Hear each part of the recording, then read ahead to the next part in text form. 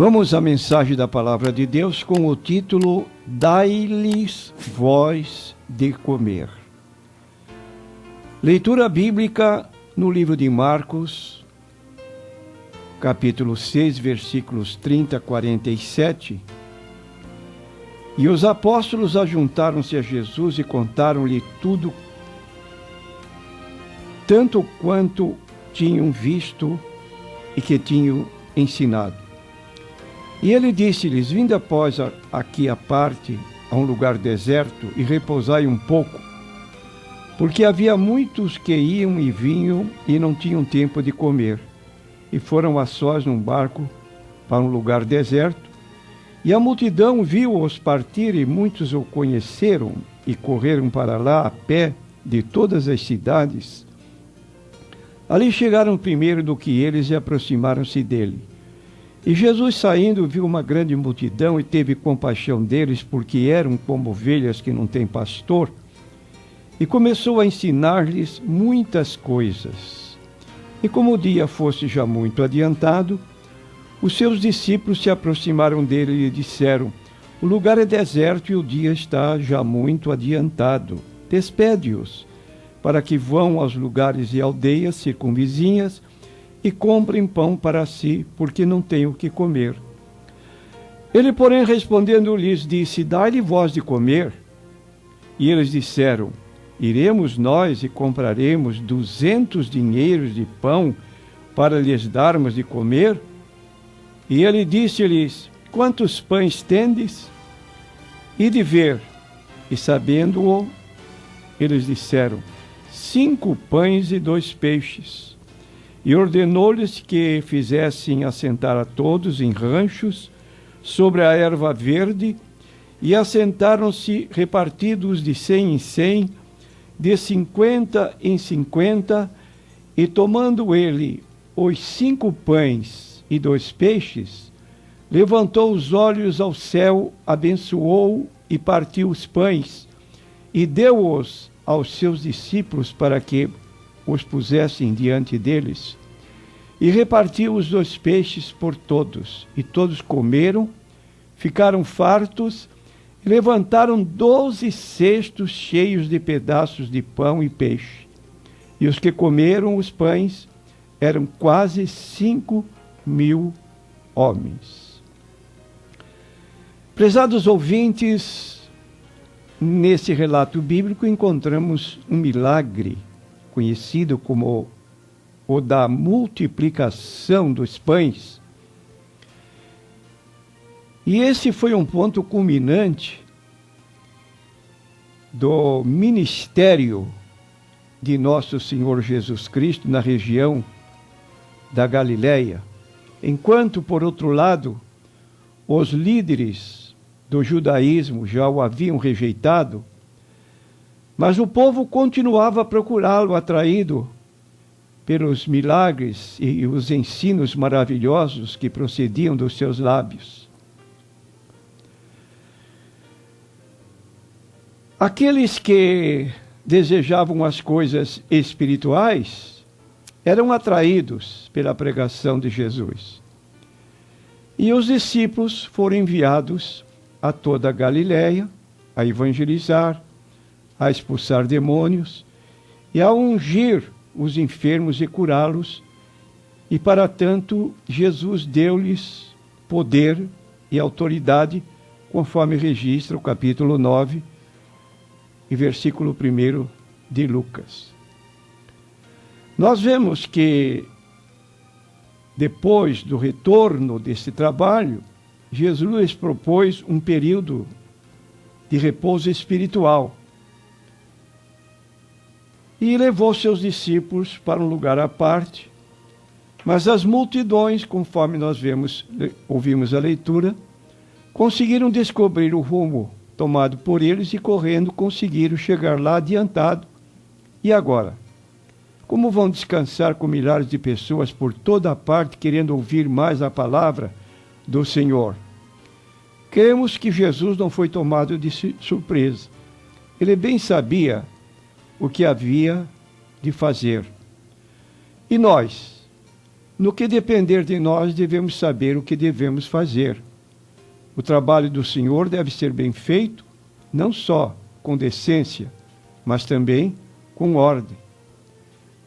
E Jesus contemplou aquela multidão com um olhar misericordioso, como se fossem ovelhas sem pastor, cena das mais tristes, pois faltando o pastor, as ovelhas se espalhavam e logo eram fáceis presa dos lobos vorazes.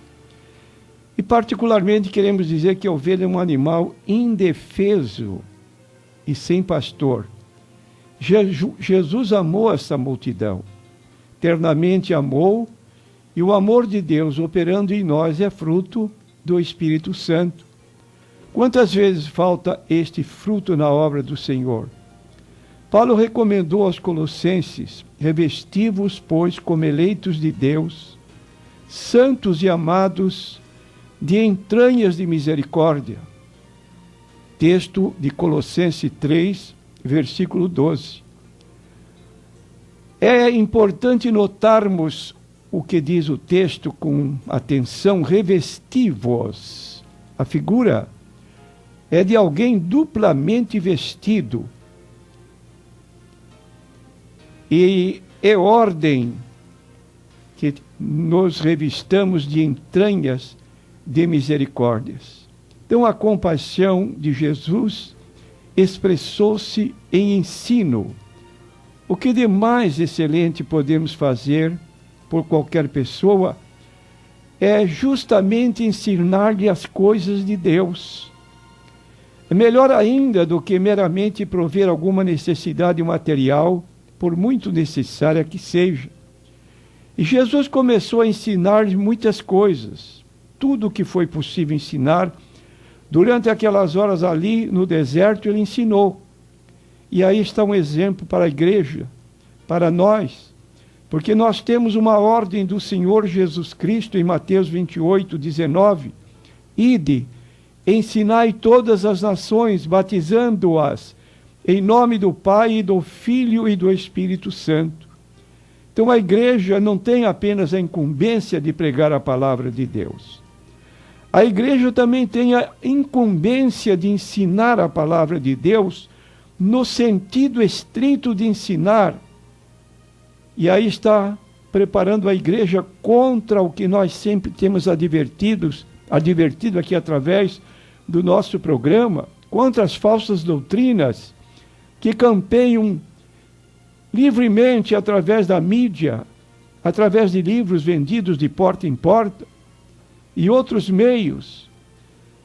E notamos então que falsos profetas atuam no meio dos cristãos, e é preciso o ensino da palavra de Deus, como disse Paulo em 2 Timóteo 2,15, procura apresentar-te a Deus aprovado, como obreiro que não tem de que se envergonhar e que maneja bem a palavra da verdade. Finalmente chegamos ao momento do milagre. O povo tanto apreciou a palavra de Jesus que se esqueceu de regressar aos lares. Já era tardinho e a fome se fez sentir. Os discípulos julgaram que a única coisa viável nesta situação era mandar o povo embora, cada qual que procurasse alimento para si. Mas aí surgiu a ordem imperativa do Senhor Jesus Cristo, que aparentemente lhes parecia impossível de ser cumprida. Num deserto, como poderiam eles, os discípulos, dar de comer àquela multidão? E Jesus deu a ordem: dai-lhes vós de comer. Esta ordem teve por objetivo ensinar uma preciosa lição aos discípulos e, ao mesmo tempo, mostrar-lhes o valor e o lugar da cooperação mútua no trabalho do Senhor. A reação dos apóstolos foi logo sentida. Mas isto é impossível, mestre. É um absurdo. Nem que tivéssemos o salário de 200 dias de trabalho, não daria nem para cada um comer um pouco. O denário era uma moeda romana que circulava então na Palestina e que valia a um dia de trabalho. De denário vem a nossa palavra dinheiro. Era muita gente mesmo. Se somarmos os 5.000 homens, fora mulheres e crianças, alguns teólogos admitem que a multidão devia chegar à casa dos 15.000. 15.000 pessoas. E como, então, sair deste problema? Aí Jesus toma uma providência de perguntar: quantos pães tendes? Os discípulos preocuparam-se com o que não tinham, mas Jesus inquiriu sobre o que eles tinham. Preciosa lição para todos nós, de pôr ao dispor do Senhor o que já temos, mesmo que seja pouco e insignificante. Com a bênção de Jesus, o insignificante torna-se significante. Este pouco, em nosso caso, pode ser algum dinheiro, um testemunho, um exemplo, um hino, ou uma aptidão, ou talento qualquer.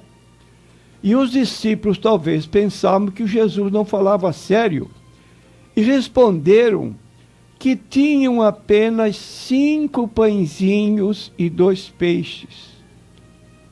Mas o que é isto para a multidão tão grande? Por um verdadeiro milagre, esse lanchinho de um menino presente não havia sido devorado, porque todos estavam com fome. E como foi bom o menino ceder o alimento que trouxera, sem insistir que era para ele só. Muitos meninos de hoje não teriam dado o seu lanche, mas aquele menino não questionou e entregou. E vemos então que os discípulos compreenderam que por si só nada podiam fazer. Ficou claro que Jesus não foi tomado de surpresa, pois sabia o que havia de fazer. Semelhantemente, os nossos problemas particulares não surpreendem a Jesus. Ele sabe o que deve fazer.